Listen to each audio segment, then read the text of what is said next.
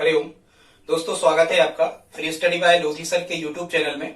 दोस्तों, मैं कृपाल लोधी। आज हम आपको लेकर के आए हैं मध्यकाल का इतिहास।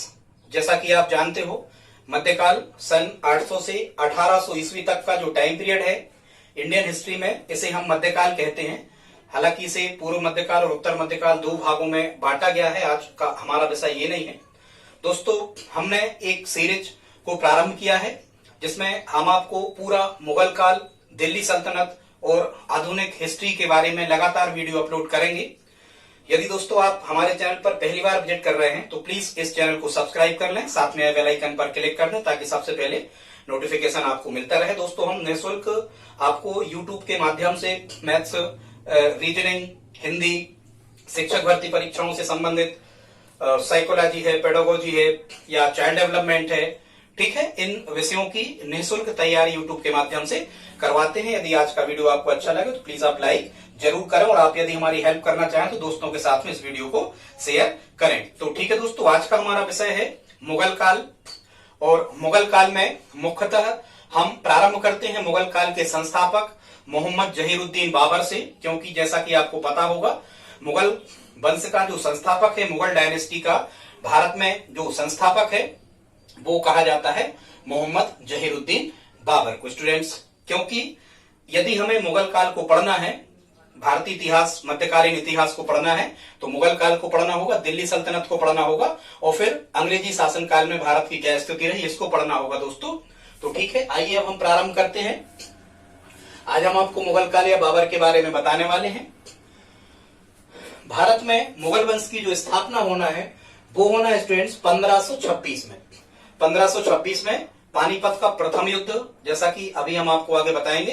1526 में पानीपत का प्रथम युद्ध दिल्ली सल्तनत के शासक इब्राहिम लोदी और बाबर के बीच में होना है या हुआ था, और इसमें इब्राहिम लोदी मारा गया था।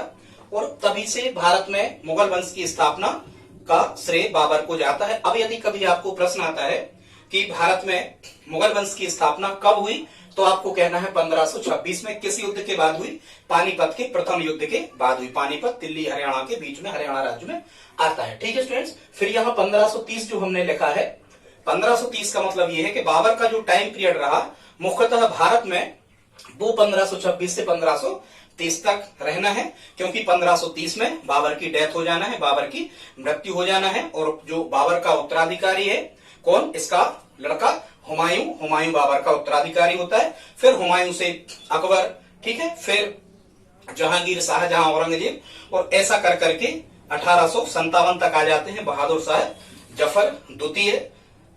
और बहादुर शाह जफर जो द्वितीय होता है, ये अंतिम मुगल सम्राट है भारत में। कभी यदि आपसे पूछा जाए कि भारत में अंतिम मुगल सम्राट कौन है, तो बहादुर शाह जफर द्वितीय, जो दिल्ली में राज्य करता था, अंतिम मुगल शासक रहा। अंग्रेजों ने इसे गिरफ्तार करके बर्मा की राजधानी रंगून भेज दिया था, जहां बहादुर शाह जफर द्वितीय और उसकी बेगम की डेथ हो जाती है। ठीक है स्टूडेंट, तो यहाँ ये मुगल काल समाप्त हो जाता है।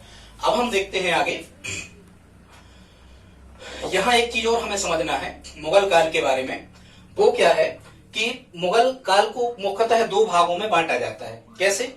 एक तो जो 1526 से 1707 तक का है, इसे हम पूर्व मुगल काल कहते हैं। और जो 1526 से 1707 तक का स्टूडेंट जो टाइम पीरियड है, इसे पूर्व मुगल काल कहते हैं, या फिर इसे हम शक्तिशाली शासकों का टाइम पीरियड भी कहते हैं। शक्तिशाली शासकों का समय जो रहा है 1526 से 1707। 1707 में औरंगजेब की मृत्यु हो जाने के बाद में जितने भी उत्तरोत्तर या उत्तरकालीन जो मुगल शासक आए, उनकी आर्थिक और जो सैनिक स्थिति थी वो लगातार कैसी होती गई? दयनीय होती गई, या हम कह सकते हैं खराब होती गई। ठीक है, कभी यदि आपसे प्रश्न पूछा जाए कि मुगलों में सबसे ज्यादा शासन किसने किया स्टूडेंट्स, तो ध्यान रखना सबसे ज्यादा शासन औरंगजेब ने किया है। ठीक है, लगभग 49 वर्ष। इसके बाद में हम चलते हैं तो 1707 से 1857 तक का जो टाइम पीरियड है, इसे कहते हैं हम उत्तर मुगल काल। क्या कहते हैं? 1707 से 1857 के टाइम पीरियड को हम कहते हैं उत्तर मुगल काल। यहाँ पर जो शासक हुए हैं वो कमजोर हुए हैं, इनकी आर्थिक और सैनिक शक्ति इतनी अच्छी नहीं रही है जितने पूर्व के मुगल शासकों की रही है। 1857 की क्रांति, जैसा कि हम बता चुके, यहाँ 1857 की क्रांति आने के बाद में बहादुर शाह जफर द्वितीय को अपदस्थ कर दिया जाता है, दिल्ली की सत्ता निकलसन और हटसन जो अंग्रेज अधिकारी थे इनके द्वारा छीन ली जाती है और यहां से मुगल काल समाप्त हो जाता है। अब स्टूडेंट्स यदि आपको मुगल काल पढ़ना है तो शुरुआत हमें बाबर से ही करना होगी। तो अब हम आपको बता रहे हैं बाबर का परिचय कि मुख्यतः जो बाबर था वो कौन था, क्या उसकी स्थिति रही। तो देख लेते हैं बाबर का परिचय। जो बाबर था वो भारत में मुगल वंश का संस्थापक था। ठीक है, फिर बाबर के जो पिता थे वे मिर्जा वंश से संबंधित रखते थे और उनके पिता का, बाबर के पिता का नाम था स्टूडेंट्स उमर शेख मिर्जा। क्या नाम था? बाबर के पिता का नाम था उमर शेख मिर्जा। जो मिर्जा यहां पर लिखा हुआ है ये मिर्जा उनकी उपाधि है। तो कई पुस्तकों में आपको मिर्जा उमर शेख भी लिखा मिलता है और कई में उमर शेख मिर्जा, दोनों को ही आप सही माने। ठीक है स्टूडेंट्स, और ये जो उमर शेख मिर्जा थे ये मुख्यतः तैमूर लंग के वंशज थे और ये सब के सब आक्रांता रहे हैं, आक्रमणकारी रहे हैं। जैसा कि आपको पता होगा कि तैमूर ने भी भारत पर आक्रमण किया था, पर शुरुआत में जो विदेशी आक्रांता ईरान, मध्य एशिया के देशों से यहां भारत में आए, वो स्थायी सत्ता यहां स्थापित नहीं कर पाए, ना ही उनका कोई स्थायी सत्ता स्थापित करने का भारत में उद्देश्य था। वो सभी यहां से लूटपाट करके और अपने क्षेत्र की ओर वापस निकल गए। लेकिन बाबर जो था उसने भारत में एक स्थायी सत्ता अपने स्थानांतरित की भारत में। ठीक है, बताएंगे आगे। तो जो उमर शेख मिर्जा था ये तैमूर का वंशज था, मिर्जा इनकी उपाधि थी। भारत, फिर आगे देखते हैं इनकी जो माता का नाम था, इनकी माता का नाम था कुतलू निदार खानम। क्या नाम था स्टूडेंट्स? कुतलू निदार खानम। बाबर की माता का क्या नाम था? कुतलू निदार खानम। ठीक है, और जो ये कुतलू निदार खानम थी ये चंगेज खां के वंश से संबंध रखती थी। जो चंगेज खां था वो मंगोल था स्टूडेंट्स। इसी मंगोलों से नाम निकल के आता है आगे जाके मुगल। क्योंकि मुगल किसे कहा जाता है यहां हमने आपको बताया है, क्योंकि जो उसकी मां थी मंगोल वंश से थी, तो मंगोलों की ही एक शाखा जो थी, मतलब उसका एक हिस्सा जो था मंगोलों की जातियों का, मंगोलों की ही एक शाखा इस्लाम धर्म स्वीकार करने के कारण क्या कहलाई? मुगल कहलाई स्टूडेंट्स। और मुगल का अर्थ क्या होता था? बहादुर या लड़ाकू। ये अपने आप को लड़ाकू वंश का बताते थे। मुस्लिमों में ये अपने आप को उच्च धर्म का या उच्च कुल का मानते थे। कौन? मुगल। ठीक है, तो मुगल का अर्थ यदि कभी आपसे पूछा जाए, मुगल का यदि अर्थ पूछा जाए तो मुगल का अर्थ क्या है? बहादुर या फिर लड़ाकू। और जो बाबर था मुख्यतः जो सुन्नी और शिया दो पंथ इस्लाम में बताए गए हैं, जिसमें जो बाबर था वो सुन्नी धर्म से संबंधित था, सुन्नी संप्रदाय से संबंध ये रखता था। ठीक है, तो माता कुतलू निदार खानम। अब हम देखते हैं स्टूडेंट्स की बाबर का, हाँ यहाँ पर एक शब्द और लिखा है आगरा। आप आगे आपको बताएंगे। आगरा जो थी ये बाबर ने राजधानी बनाई थी, प्रारंभिक राजधानी आगरा। कई शासकों की, मुगल काल के शासकों की राजधानी आगरा भी रही, कई मुगल काल के शासकों की राजधानी दिल्ली भी रही, और कहां रही आगे हम आपको बताते जाएंगे। वैसे आपको याद रखना है कि बाबर के लास्ट में भी रहा है और आगरा में भी रहा है, तो ऐसे बाबर ने अपनी राजधानी कहां बनाई थी? आगरा में। अब हम देख लेते हैं स्टूडेंट्स बाबर का जो जन्म कब होना है। तो बाबर का जन्म होना है 14 फरवरी 1483 को। 14 फरवरी को बाबर का जन्म होना है, जैसा कि यहाँ पता है, ये वैलेंटाइन डे पड़ता है, आप लोग जानते हो। 14 फरवरी 1483 को बाबर का जन्म होना है। और कहाँ होना है? फरगना में। और वर्तमान में फरगना या प्राचीन उस समय भी फरगना कहाँ पड़ता था? ये उज्बेकिस्तान एक देश है, उज्बेकिस्तान के फरगना में 14 फरवरी 1483 को बाबर का जन्म होता है। ठीक है, अब हम देख लेते हैं बाबर का पूरा नाम क्या था स्टूडेंट्स। तो बाबर का पूरा नाम था मोहम्मद जहीरुद्दीन बाबर। क्या नाम था? ध्यान से सुनना, ये पूछा जाता है एग्जाम में स्टूडेंट्स, आप नोट्स बनाते जाएं, कॉपी पर लिखते जाएं। बाबर का पूरा नाम क्या था? मोहम्मद जहीरुद्दीन बाबर, या कभी कभी लिखा आता है जहीरुद्दीन मोहम्मद बाबर। ठीक है स्टूडेंट्स, ये बाबर का पूरा नाम था। अब हम देख लेते हैं, कभी कभी प्रश्न आता है बाबर के कितने पुत्र थे। तो स्टूडेंट्स बाबर के 4 पुत्र थे, हुमायूं, कामरान, अस्करी और हिंदाल। ध्यान से सुनना, हुमायूं, कामरान, अस्करी और हिंदाल, ये बाबर के 4 पुत्र थे। इसका सबसे बड़ा जो पुत्र था वो हुमायूं था। अब कभी कभी स्टूडेंट्स आपसे पूछा जाता है कि बाबर का उत्तराधिकारी कौन था, तो ध्यान रखना बाबर का उत्तराधिकारी हुमायूं हुआ, उसका बड़ा लड़का हुमायूं बाबर का उत्तराधिकारी हुआ इन 4 पुत्रों में से। ठीक है, बाद में हुमायूं भी संघर्ष करता है, हालांकि बाबर ने भी बहुत संघर्ष किया यहाँ भारत में अपनी सर्वोच्च सत्ता स्थापित करने में। अब यहाँ एक चीज और रह गई थी शुरू में, बाबर की पत्नी का नाम भी कभी किसी एग्जाम में पूछा गया है। तो बाबर की पत्नी का नाम था मुबारक यूसुफ जई। स्टूडेंट्स, बाबर की पत्नी का क्या नाम था? बाबर की पत्नी का नाम था मुबारक यूसुफ जई। ठीक है, और यही जो मुबारक यूसुफ जई थी, ये मंगोलों में चंगेज खां की यही वंशज थी। इसीलिए मुख्यतः जो बाबर था उसने अपना जो झुकाव वो पिता की तरफ ज्यादा ना रखते हुए माता पक्ष मतलब मुगलों की तरफ रखा। स्टूडेंट्स, मंगोल जैसा कि आप जानते हो ये शरीर कदकाठी से बड़े ही सक्षम व्यक्ति या जाति ये होती है, बताएंगे कभी आपको। अब हम देख लेते हैं बाबर के बारे में और कुछ जानकारी। हाँ, बाबर की एक बेटी भी थी जिसका नाम था गुलबदन, पर ये हुमायूं की सगी बहन नहीं थी, ये उसकी दूसरी किसी पत्नी की लड़की थी। कौन? गुलबदन बेगम। आगे आप पढ़ोगे जो गुलबदन बेगम है हुमायूं की बहन है, इसने हुमायूं की जीवनी लिखी है, हुमायूं नामा।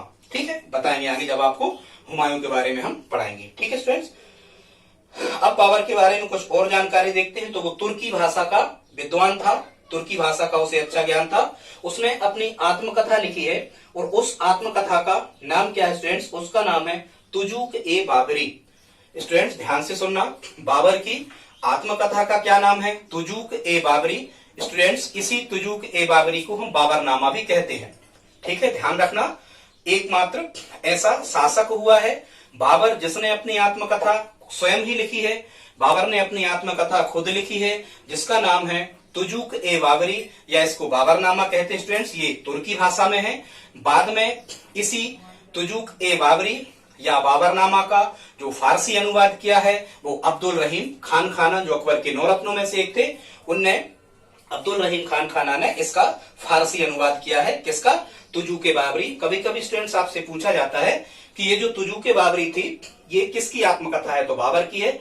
फिर पूछा जाता है कि तुजुक ए बाबरी जो थी ये किस भाषा में थी? तो ये तुर्की भाषा में थी। उसकी स्टूडेंट्स एक पुस्तक और है, उसका नाम है खत ए बाबरी। ये 2 पुस्तकें उसने लिखी हैं और लगभग उसके जीवन से ये संबंधित हैं।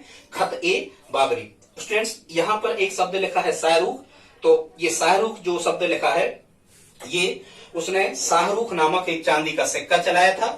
तो कभी यदि आपसे पूछा जाए कि बाबर ने कौन सा सिक्का चलाया, तो शाहरुख नामक सिक्का चलाया। और यदि आपसे पूछा जाए कि शाहरुख नामक सिक्का जो बाबर ने चलाया था किस धातु का बना होता था, तो ये चांदी का बना होता था।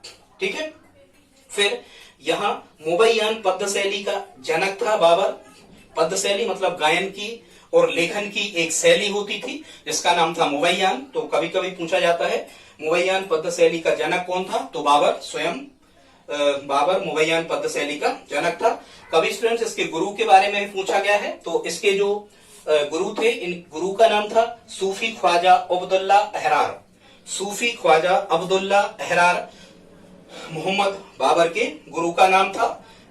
कई इतिहासकारों ने इसे एशिया का महान सम्राट बताया है। ठीक है, कभी यदि प्रश्न आ जाए कि एशिया का महान सम्राट, ये निकनेम है, उपाधि भी हम इसे कह सकते हैं। आधुनिक भारतीयों द्वारा इसे कहा गया है एशिया का महान सम्राट, क्योंकि भारत में ये कोई भी लड़ाई नहीं हारा। इस कारण से बाबर को एशिया का महान सम्राट कहा जाता है। ठीक है स्टूडेंट्स, अब हम देख लेते हैं। यहां हमने आपको नहीं बताया कि ये तो हो गया बाबर के बारे में कुछ परिचय, जहां से प्रश्न आते हैं आप इनके नोट्स स्टूडेंट्स बनाते जाएं। अब हम देख लेते हैं कि बाबर का जब भारत पर अटैक होना है, भारत पर बाबर का आक्रमण होना है, तो भारत की जो राजनीतिक स्थिति है वो किस प्रकार की है। तो उसमें आपको ध्यान में रखना है कि भारत में बाबर के पहले की स्थिति क्या होना है। तो केंद्रीय सत्ता जो थी स्टूडेंट्स वो दिल्ली में राज्य करती थी। जैसा कि आपको पता है 1206 में गुलाम वंश की स्थापना कुतुबुद्दीन ऐबक द्वारा होना है। और इसके बाद में, हालांकि वो हम दिल्ली सल्तनत अलग से आपको बताएंगे, कौन से वंश जी के तुमसे लू में कैसे गुलाम आया, फिर खिलजी आया, ठीक है, फिर तुगलक, फिर सैयद, इस प्रकार से बताएंगे। लेकिन बाबर के आक्रमण के समय में दिल्ली की कंडीशन क्या होती है उसको हम समझ लेते हैं। बाबर का जब भारत पर आक्रमण हुआ तो दिल्ली में लोधी वंश का शासन चल रहा था, और लोधी वंश का जो शासक था, अंतिम शासक, उसका नाम था इब्राहिम लोधी। क्या नाम था? लोधी वंश का अंतिम शासक इब्राहिम लोधी। वही लोधी वंश स्टूडेंट्स जो जिसकी स्थापना बहलोल लोधी ने की थी। ठीक है, ये भी मुख्यतः इस्लाम धर्म को ही मानने वाले मुस्लिम शासक थे इब्राहिम लोदी। अफगानिस्तान साइड के शासक थे इब्राहिम लोदी। तो दिल्ली में शासन बाबर के आक्रमण के टाइम पे इब्राहिम लोदी का है। दक्षिण में भी दो राज्य बड़े विशाल साम्राज्य थे, विजयनगर और बहमनी। तो स्टूडेंट्स, ये विजयनगर साम्राज्य की स्थापना हरिहर और बुक्का नामक दो भाइयों ने की थी। मुख्यतः यहाँ हिंदुओं का राज्य चल रहा था। बहमनी जो साम्राज्य था ये कई छोटे छोटे हिस्सों में टूट गया था और अधिकांशतः देश में बहमनी साम्राज्य दक्षिण के राज्यों में मुस्लिम शासक ही यहाँ पर थे उस समय। लेकिन भारत की जो स्थिति को हम देखें तो जितने भी शासक भारत में और भी राज्य थे, जैसे राजस्थान साइड में हम देखें मेवाड़ राजघराने में राणा सांगा का राज्य उस समय पर चल रहा था, वो राजपूत वंश से रिलेटिव थे हिंदुओं से। लेकिन इनकी जो स्थिति थी, इनके आपस में जो बहुत ज्यादा मतभेद थे, एक दूसरे के राज्यों को हड़पने, एक दूसरे की सीमाओं में दखलंदाजी करने, एक दूसरे का सहयोग ना करने के कारण, आपसी फूट के कारण विदेशी आक्रांताओं को यहाँ भारत पर आक्रमण करने का मौका मिलता है और उसी क्रम में बाबर का आक्रमण भारत पर होना है, भारत के राजाओं की आपसी फूट के कारण। ठीक है, तो ये हमने आपको बता दिया मुगल बाबर के आक्रमण के टाइम भारत की स्थिति क्या थी। अब स्टूडेंट्स आगे हम देखते हैं, हाँ, बाबर के बारे में यहाँ कुछ और लिखा है। यहाँ एक शब्द लिखा है गज ए बाबरी। तो कभी कभी प्रश्न आता है कि गज ए बाबरी किसने चलाया। तो जैसा कि यहाँ बाबरी शब्द लिखा है तो आप समझ जाओगे कि जो गज ए बाबरी है ये जमीन मापन या सड़क मापन का एक पैमाना है जिसको बाबर ने चलाया था, जिसे क्या कहा जाता है स्टूडेंट्स, गज ए बाबरी। तो गजे बाबरी आप समझ गए होंगे। गजे बाबरी क्या है, ये सड़क मापन या भूमि मापन का एक पैमाना है जो बाबर के टाइम पीरियड पर बाबर ने चलाया था। फिर आपको आगे पता होगा इसका जो सेनापति था बाबर का, उसका नाम था मीर बाकी। और कहते हैं इसी मीर बाकी ने अयोध्या में जो भगवान श्री राम की जन्मभूमि थी उस मंदिर को गिरा करके वहां पर मस्जिद का निर्माण मीर बाकी के द्वारा करवाया गया था। अब कभी कभी आपको प्रश्न आता है कि भारत में सबसे पहले बारूद और तोपों का उपयोग किस शासक के द्वारा किया गया। तो स्टूडेंट्स यहाँ आपको ध्यान रखना है, भारत में सबसे पहले बारूद और तोपों का उपयोग बाबर के द्वारा किया गया। बाबर जो था वो अपने साथ में बारूद और तोपें भी लाया था। इसके साथ में दो महान निशानेबाज भी थे जो तोपों और बंदूकों में निशाना लगाने के लिए जाने जाते थे। अभी हम आपको आगे पानीपत के बैटल में बताएंगे इन निशानबाजों के बारे में। ठीक है स्टूडेंट्स, तो कभी आपको प्रश्न आए कि भारत में सबसे पहले बारूद और तोपों का उपयोग किसने किया, तो वो बाबर ने किया है। और यही जो तोपें बाबर भारत में लाया था यही उसकी शक्ति का सबसे ज्यादा प्लस पॉइंट था कि उसकी सेना जो थी वो कम होने के बाद भी बड़ी बड़ी सेनाओं को परास्त कर देती थी। ठीक है, 12,000 की सेना लगभग बाबर लाया था अटैक के टाइम पे, जबकि इसकी इब्राहिम लोदी की 1 लाख की सेना को इसने अस्त व्यस्त कर दिया था और पानीपत की प्रथम लड़ाई जीत करके इसने दिल्ली और आगरा पर अधिकार कर लिया था। हम आगे आपको बताएंगे। ठीक है स्टूडेंट्स, फिर आगे हम देखते हैं चारबाग शैली का जनक भी बाबर था। चारबाग शैली, इसने चारबाग शैली में एक बाग बनवाया था, एक स्थान बनवाया था आगरा के पास में जिसे आरामबाग कहा जाता था। कभी यदि आपसे पूछा जाए कि आरामबाग का निर्माण किसने करवाया, ठीक है, इसी आरामबाग को नूर ए अफगान भी कहा जाता था। क्या कहा जाता था स्टूडेंट्स, नूर ए अफगान भी कहा जाता था। किसे, आरामबाग को। आरामबाग किस शैली में बना है, चारबाग शैली में। ठीक है, आरामबाग किसने बनवाया, बाबर के द्वारा बनवाया गया। बाद में हम आपको अभी बताएंगे बाबर को इसी आरामबाग में दफनाया गया, लेकिन उसकी अंतिम इच्छा थी उसे काबुल अपनी ससुराल में दफनाया जाए। और उसकी जो बीवी थी मुबारक यूसुफजई, ठीक है, ये उसको कहां ले जाती है, मुबारक यूसुफजई उसकी बीवी उसको काबुल में ले जाती है, अफगानिस्तान साइड। बताएंगे आगे। खैर, अब हम देखते हैं बाबर की शुरुआती स्थिति। तो बाबर जो था लगभग 11 से 12 वर्ष की उम्र में, लगभग 1194 में, ठीक है, बाबर 1494 में, ठीक है, 1526 1494 में लगभग 12 वर्ष की उम्र में बाबर शासक बनता है। और कब शासक बनता है स्टूडेंट्स, अपने पिता की मृत्यु के बाद में बाबर 12 वर्ष की उम्र में शासक बनता है। उसकी जो दादी थी उसकी देखरेख में बाबर शासन करता है। लेकिन बाबर की जो शुरुआती स्थिति थी, इसके जो पिता उमर शेख मिर्जा थे, इनकी अपने रिश्तेदारों से वहां फरगना के आसपास के क्षेत्र में नहीं बनती थी। शुरुआत में बाबर को कई आक्रमणों का सामना वहां आसपास के राज्यों से, अपने ही रिश्तेदारों से करना पड़ा। ठीक है, लेकिन कई बार बाबर ने अपने आसपास के राज्यों पर अटैक किया, आक्रमण किया, लेकिन वो कहीं सफल रहा और कहीं असफल रहा। इसके शुरुआती अटैक हमें ज्यादा नहीं पढ़ना है, वो एग्जाम में ज्यादा पूछे नहीं जाते हैं। हालांकि आपको बता दें, बाबर का जो मुख्य उद्देश्य था वो वहां पर समरकंद, जो तुर्की के आसपास का क्षेत्र हुआ करता था, उज्बेकिस्तान का समरकंद, ये समरकंद पर अटैक करना चाहता था, समरकंद पर केंद्रीय सत्ता स्थापित करना चाहता था। एक बार इसने आक्रमण करके समरकंद को जीत भी लिया, लेकिन जल्दी ही इसे समरकंद को छोड़ना पड़ा। बाबर की जो आत्मकथा है तुजूक-ए बाबरी में, हमें तुजूक-ए बाबरी में बाबर खुद लिखता है कि किसी भी स्थान पर वह 2 रमजान नहीं बिता पाया। इसका मतलब यह था कि अपने लाइफ टाइम में वो भारत को यदि छोड़ दिया जाए तो वो यहाँ वहां भागता ही रहा। और क्यों भागता रहा? कभी जीतने के लिए और कभी हारकर शत्रु से बचने के लिए। ठीक है स्टूडेंट्स, तो कभी यदि आपको प्रश्न आता है कि बाबर की सबसे फर्स्ट आक्रमण बाबर का कहां हुआ था, तो वहीं फरगना के पास के क्षेत्र में कहां हुआ था? समरकंद पे हुआ था। फर्स्ट अटैक हार गया, दूसरा जीत लिया, लेकिन फिर समरकंद को छोड़ना पड़ा। खैर, वहां के अटैक हमें नहीं पढ़ना है, लेकिन बाबर समझ गया था कि यहाँ पर ज्यादा समय तक शासन हम नहीं कर सकते, इसलिए उसने समरकंद और तुर्की के आसपास के क्षेत्रों पर आक्रमण ना करते हुए भारत की तरफ, भारत की खुशहाली सोने की चिड़िया कहा जाता था उस समय में भारत को, तो इससे बाबर परिचित था और उसने जो अपना उद्देश्य, अपना लक्ष्य जो बनाया वो भारत की तरफ अटैक करने का भारत बनाता है। अब हम देखते हैं बाबर का भारत पर जो अटैक होना है, जरा ध्यान से सुनना।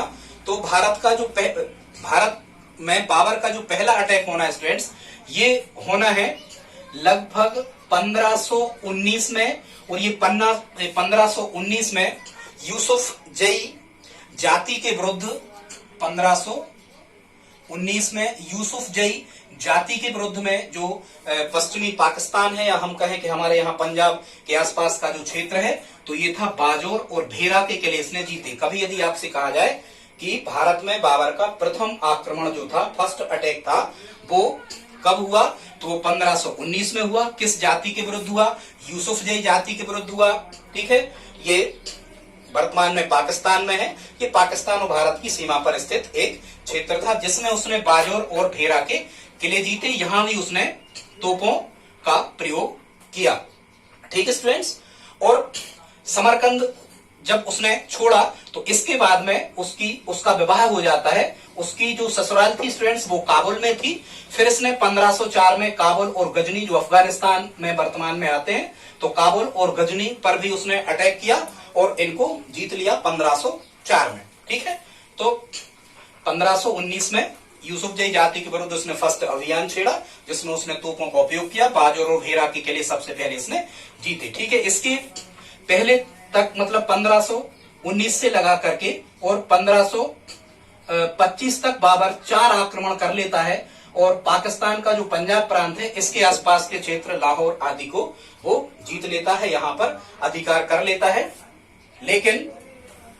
लेकिन बाबर क्या करता है कि यहां स्थायी सत्ता भारत में नहीं बनाना चाहता। यहां से आक्रमण करके और लूटपाट करके वो वापस चला जाता है।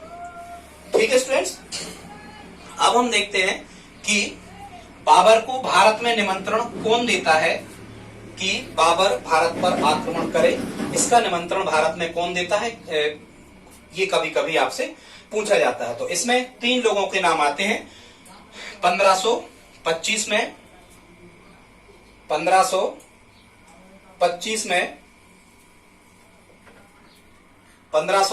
में भारत में 3 व्यक्ति बाबर को भारत पर अटैक करने का न्योता देते हैं।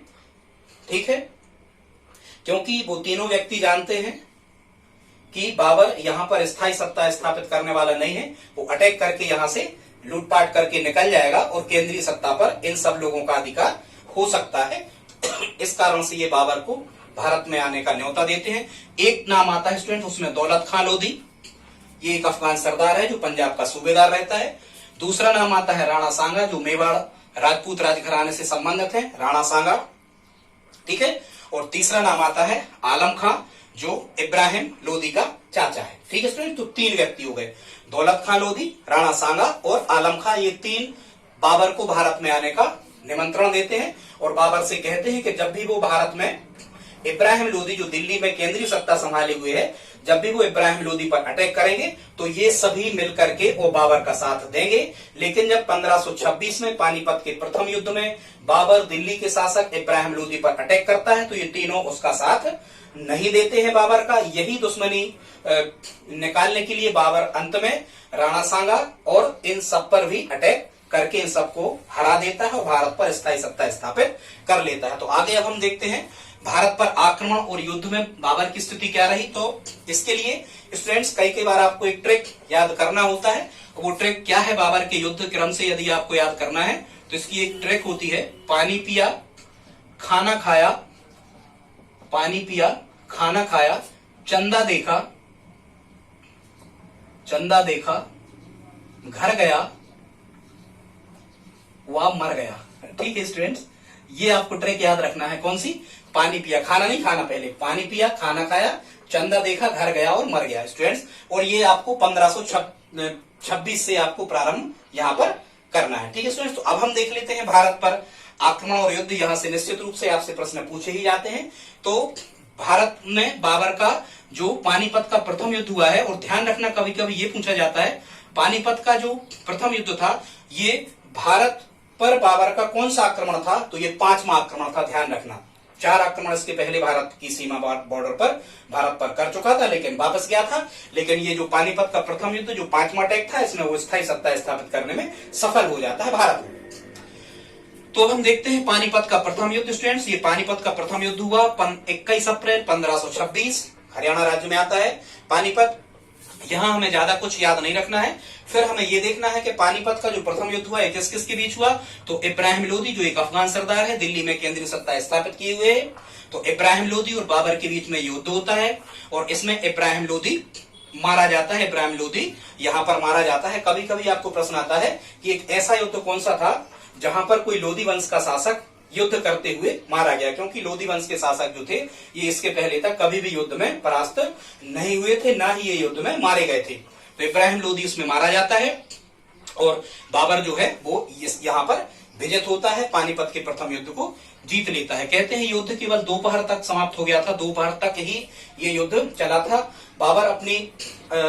बाबर अपनी जो बाबरनामा आत्मकथा है उसमें ये लिखता है कि जो इब्राहिम लोदी था ये बहुत ही कमजोर शासक था, जबकि सबसे जो शक्तिशाली शासक थे उनमें बाबर अपनी आत्मकथा में राणा सांगा को बताता है, राजपूत राजा राणा सांगा को बताता है।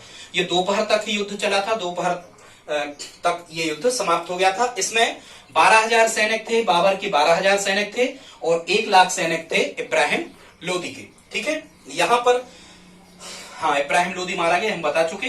यहां पर एक तुलगुमा युद्ध नीति का उपयोग करता था बाबर, या तुलगुमा युद्ध नीति का उपयोग बाबर ने किस युद्ध में किया था सबसे पहले, तो पानीपत के प्रथम युद्ध में किया था।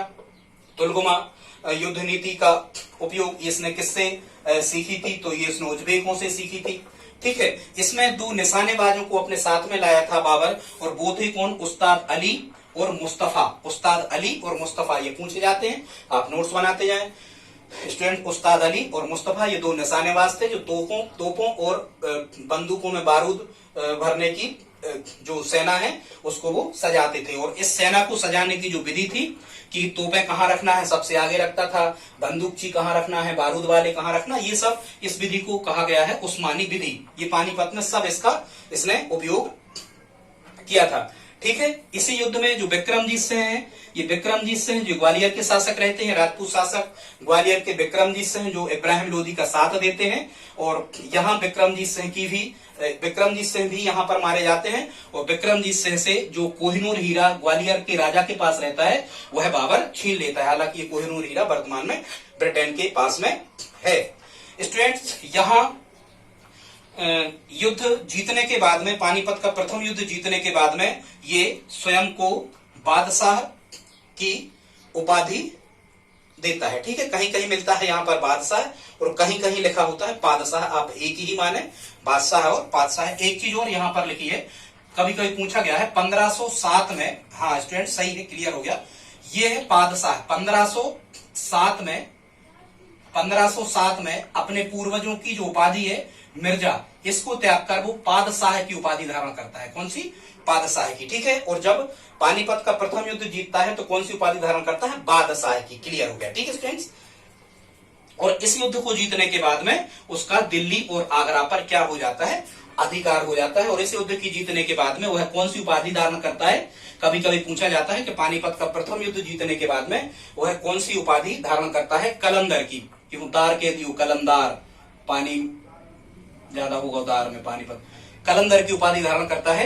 और स्टूडेंट्स ये कलंदर की उपाधि का मतलब होता है, इसको हम कहते हैं दानदाता। वो दानदाता बनता है और चांदी के सिक्के काबुल निवासियों को अपनी ससुराल में बंटवाता है। ठीक है स्टूडेंट्स। कलंदर मतलब दानदाता की उपाधि। अब हम देख लेते हैं स्टूडेंट्स, उसके एक साल बाद 1526 में पानीपत का प्रथम युद्ध होता है। इसके एक साल बाद 1527 में, और ये 17 मार्च 1527 में। ठीक है। तो ध्यान रखना, पानी किसके पास, पानी कहां से पिया है उसने?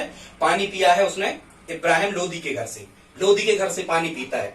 मतलब पानीपत का प्रथम युद्ध इब्राहिम लोदी और बाबर के बीच हुआ। खाना किसके साथ यहाँ खाता है? तो याद रखना, खाना खाता है राजपूत राजा राणा सांगा के यहाँ, जो राजस्थान में मेवाड़ के राजा रहते हैं।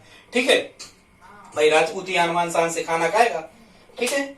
ऐसे आप इसको याद रख सकते हो कि खानवा का युद्ध 17 मार्च 1527 में हुआ और ये राणा सांगा और बाबर के बीच में हुआ। और ये युद्ध क्यों हुआ? क्योंकि हम शुरू में आपको बता चुके थे कि जो राणा सांगा थे, इनने पानीपत के प्रथम युद्ध में इब्राहिम लोदी के विरुद्ध बाबर का साथ नहीं दिया, इसलिए बाबर नाराज था। तो इन पर भी अटैक करने का उसने सोचा, क्योंकि अभी जब तक ये सबको यहां से बाबर नहीं भगा देगा तो केंद्रीय सत्ता दिल्ली में सुकून से स्थापित नहीं कर पाएगा। तो खानवा का, और स्टूडेंट्स एक चीज और ध्यान रखना, ये जो खानवा है, ये खानवा एक स्थान का नाम है जो राजस्थान के अंतर्गत आता है। ठीक है, इतना पर्याप्त है। खानवा, खान राजस्थान, थान खान, ऐसे आप याद रख सकते हो, राजस्थान में आता है। 17 मार्च 1527 को राणा सांगा और बाबर के बीच हुआ। इसमें जीत किसकी हुई? बाबर की जीत हुई। राणा सांगा जो थे, इनको बीच में ही घाव लग जाने के बाद में युद्ध से इन्हें जाना पड़ा और बाद में इनकी डेथ हो गई। ठीक है। यहाँ जो राणा सांगा के एक रिश्तेदार थे, रतन सिंह राठौर, कहते हैं ये मीराबाई के पिता थे, इनकी भी मृत्यु इस खानवा के युद्ध में हो गई थी। और ये खानवा का जो युद्ध हुआ था, यहाँ ध्यान रखना, जो पानीपत का फर्स्ट बैटल था, यहाँ दोनों मुस्लिम थे। और खानवा का जो युद्ध था, यहाँ बाबर मुस्लिम और जो राणा सांगा थे वो हिंदू थे। ठीक है स्टूडेंट्स। और क्यों खानवा का युद्ध क्यों हुआ था? क्योंकि ठीक है, खैर यहाँ महमूद लोदी जो है वो इस युद्ध में, खानवा के युद्ध में साथ देता है किसका? बाबर का। ठीक है। और कभी कभी यहाँ प्रश्न आता है कि बाबर ने कौन से युद्ध में शराबबंदी कर दी थी? सैनिकों की शराबबंदी, मतलब सैनिकों को शराब पीना, उसने शराब पीना बंद करवा दिया था बाबर ने। तो कौन से में? क्योंकि शराब पी के खाना खाया जाता है ना, तो ऐसे आप याद रखना, शराबबंदी बंद कर दी थी खानवा के युद्ध में। और यहाँ पर मुस्लिम व्यापारियों से लेने वाला एक कर, जो टैक्स था, क्या था उसका नाम? तमगा। ये तमगा भी खत्म कर दिया था। तमगा समाप्त, मतलब अब मुस्लिम व्यापारियों से कोई भी टैक्स वो नहीं लेगा। और इस युद्ध में उसे पता था कि ये सबसे शक्तिशाली, भारत के सबसे शक्तिशाली शासक से वो युद्ध कर रहे हैं, हार सकते, इसलिए सैनिकों को संगठित करने के लिए उसने जिहाद का नारा दिया था। स्टूडेंट्स, जिहाद मतलब इस्लाम की रक्षा करने को जिहाद कहते हैं स्टूडेंट्स। तो उसने अपने सैनिकों को मजबूत रखने के लिए, सैनिक भटक ना जाए, सैनिकों का जो मनोबल है वो कम ना हो जाए, तो इसने इसे धर्म युद्ध की घोषणा की थी। मतलब इसने जिहाद का नारा दिया था। ध्यान रखना, जिहाद का नारा किस युद्ध में दिया था? खानवा के बैटल में, खानवा के युद्ध में। इस युद्ध में उसने क्या किया था? राजपूतों के सर कटवाकर और कई स्थानों पर उनकी मीनार टाइप के चबूतरे बनवाए थे। उसने बताया था कि हमारे विरुद्ध युद्ध या संघर्ष करने पर क्या स्थिति होगी आपकी। ठीक है। इस खानवा के युद्ध का जो वर्णन है, ये श्यामल दास द्वारा रचित एक पुस्तक है, उसका क्या नाम है? वीर विनोद। वीर विनोद में इसका वर्णन मिलता है। ये स्टूडेंट्स कभी एग्जाम में पूछा गया है। ठीक है। अब ध्यान रखना, इसके बाद में जब वो खानवा का युद्ध जीतता है, तो खानवा का युद्ध जीतने के बाद वो कौन सी उपाधि धारण करता है? गाजी। गाजी ऐसे याद रखना, खान जो होते हैं वो गाजी तो होते ही हैं, गाजी उनमें जातियां होती हैं, ऐसे आप याद रख सकते हो। तो खानवा का युद्ध जीतने के बाद में कौन सी उपाधि धारण करता है, वो गाजी की उपाधि स्टूडेंट्स वो धारण करता है। और गाजी मतलब होता है काफिरों का दुश्मन या काफिरों को खत्म करने वाला। ठीक है स्टूडेंट, ये हिंदुओं को राजपूतों को काफिर कहते थे, तो गाजी मतलब काफिरों को खत्म करने वाला, उसको धारण करता है उपाधि गाजी। और यहाँ खानवा का युद्ध करने के बाद में भारत में उसका जो शासन है वो सत्ता कैसी हो जाती है, स्थायी हो जाती है। अब ना वो यहाँ से भागता है और अब धीरे धीरे उसकी दिल्ली पर केंद्रीय सत्ता स्थापित हो गई और ये मध्य भारत मतलब राजस्थान साइड भी इसकी सत्ता स्थापित हो जाती है। ठीक है स्टूडेंट्स, अगला युद्ध इसका हम देखते हैं। स्टूडेंट्स, इसका जो अगला बैटल है वो तीसरा है। यहाँ हमने आपको बताया था पानी पिया, पानीपत का युद्ध हो गया, फिर खाना खाया, खानवा का हो गया, फिर यहाँ तीसरा लिखा है स्टूडेंट्स, यहाँ लिखा है चंदेरी का। यहाँ चंदा से क्या बनेगा, चंदेरी का युद्ध। और जरा ध्यान रखना आप स्टूडेंट्स, ये जो चंदेरी है, ये चंदेरी मालवा का क्षेत्र जो है, मध्य प्रदेश में मालवा का क्षेत्र है, खासकर अशोकनगर गुना जिले के आसपास का क्षेत्र है चंदेरी का क्षेत्र। तो यहाँ तीसरा युद्ध जो इसका होना है भारत में 29 जनवरी 1528, 1526, 1527, 1528, एक एक साल आप बढ़ाते जाना उस ट्रेक में।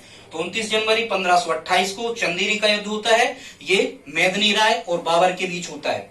किसके बीच में, मेदिनी राय और बाबर के बीच में होता है। चंदेरी की वैसे साड़ियां प्रसिद्ध हैं, तो याद रखना उसने साड़ी किसकी दुकान से खरीदी है, साड़ी खरीदी उसने किसकी दुकान से, मेदिनी राय की दुकान से। हालांकि ये मेदिनी राय कौन रहते हैं, ये मेदिनी राय भी एक राजपूत राजा रहते हैं जो राणा सांगा का है, ये सरदार रहते हैं। मेदिनी राय राणा सांगा की ये सरदार हैं, मेदिनी राय। या और फिर इसमें और कौन कौन से रहते हैं, जो इस खानवा के युद्ध में जो बचे राजपूत सेना थी या बचे राजपूत जो सरदार थे, वो चंदेरी के युद्ध में मेदिनी राय के साथ आ जाते हैं। और बाबर 29 जनवरी 1528 को अटैक करता है, कहां, चंदेरी पर, मतलब मालवा क्षेत्र पर, मध्य प्रदेश में। और यहाँ भी मेदिनी राय की हार हो जाती है, मेदिनी राय इसमें मारे जाते हैं और बाबर का मालवा पर भी आक्रमण हो जाता है। इसी युद्ध के दौरान जो बाबर होता है वो मेदिनी राय की दो बेटियों को अपने बेटे कामरान और अकमल को सौंप देता है। ठीक है स्टूडेंट्स, और कहते हैं बाबर की ओर से शेरशाह सूरी ने इस युद्ध में हिस्सा लिया था, चंदेरी के युद्ध में। ठीक है, समझ गए। चंदेरी की साड़ियां प्रसिद्ध हैं, तो बाबर चंदेरी से साड़ियां लेता है मेदिनी राय की दुकान से और उससे लड़ पड़ता है। ठीक है, खाना खाता है इब्राहिम लोदी के यहाँ, उससे लड़ पड़ा। पानी पीता है इब्राहिम लोदी के यहाँ, उससे लड़ पड़ा। खाना खाता है राणा सांगा के यहाँ, उससे भी लड़ पड़ा। साड़ी खरीदी उसने कहां से, मेदिनी राय की दुकान से, मालवा में चंदेरी, उससे भी लड़ पड़ा। ठीक है, अब लास्ट बचता है इसका घाघरा का युद्ध। और जो घाघरा का युद्ध है स्टूडेंट्स, ये 1529 में होना है, 6 मई 1529। फिक्स डेट आपको याद ना हो तो कम से कम आपको सन जरूर याद हो जाए, 1526, 27, 28 और 29, 4 और 30 में उसकी डेथ हो जाना है। ठीक है, तो घाघरा का युद्ध है। अब ये घाघरा, जैसा कि आपको पता होगा, घाघरा एक नदी है, ये बिहार राज्य में है।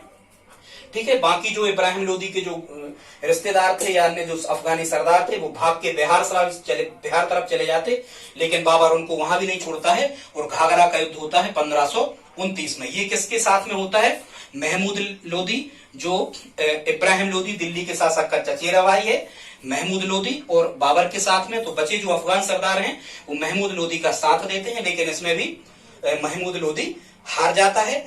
एक चीज और ध्यान रखना, ये चूंकि घाघरा ये एक नदी का नाम है, तो यहां से आपको ध्यान रखना है, कभी कभी यहां से प्रश्न आता है कि मध्यकाल का एक मात्र ऐसा युद्ध था जो जल और थल दोनों पर लड़ा गया, मतलब पानी में भी सेनाएं लड़ी और स्थल पर भी सेनाएं लड़ी। तो स्टूडेंट्स, इसमें आपको ध्यान रखना है कि घाघरा, वैसे ही आपको याद होगा कि जल तो अपन घड़े में भरते ना, तो ये आपको याद हो जाएगा, घड़ा याद रखना।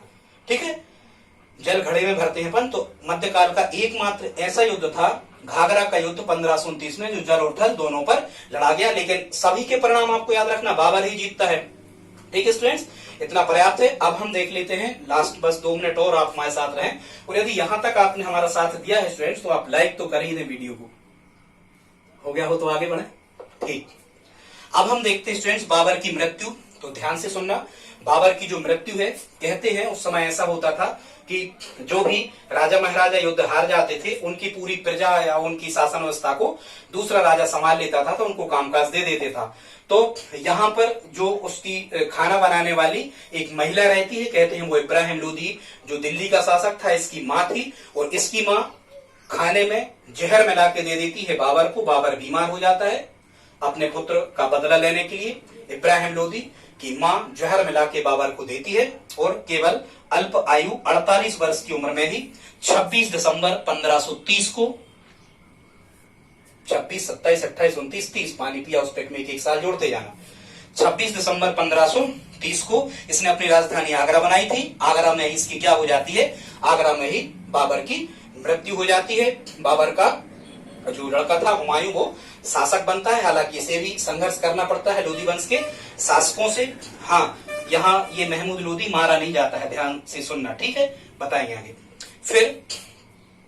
फिर जो बाबर था, बाबर को कहां दफनाया जाता है? तो पहले इसे आरामबाग आगरा में दफनाया जाता है, जो बाबर ने खुद बनाया था। इसे हम नूर-ए-अफगान भी कहते हैं, ठीक है। क्या कहते थे? नूर-ए-अफगान, जो चारबाग शैली में बनाया गया था। लेकिन बाबर की अंतिम इच्छा क्या थी स्टूडेंट्स? बाबर की अंतिम इच्छा थी कि उसके शव को काबुल में दफनाया जाए, उसकी ससुराल में। तो बाद में उसकी जो बीबी थी, ध्यान से सुनना, उसकी जो बीबी थी मुबारक यूसुफजई, वो बाबर के शव को वहां से आरामबाग आगरा से निकलवा के और कहां ले जाती है? काबुल ले जाती है, अफगानिस्तान कांधार के पास में काबुल ले जाती है और इसके शव को वहां दफना दिया जाता है। मतलब एकमात्र शासक ये जो बाबर था, ये ऐसा रहा कि इसका जो शव है वो 2 जगह दफनाया जाता है और इस प्रकार से बाबर का अंत हो जाता है। इसके बाद हुमायूं आते हैं। हम जल्दी से आपको अगला वीडियो लाएंगे हुमायूं के बारे में। तो ठीक है दोस्तों, यदि आज का वीडियो आपको पसंद आया हो तो प्लीज आप अपने दोस्तों के साथ में स्टडी ग्रुप में शेयर करके हमारी हेल्प कर सकते हैं। मिलते हैं अगले वीडियो में, तब तक के लिए जय हिंद, जय भारत।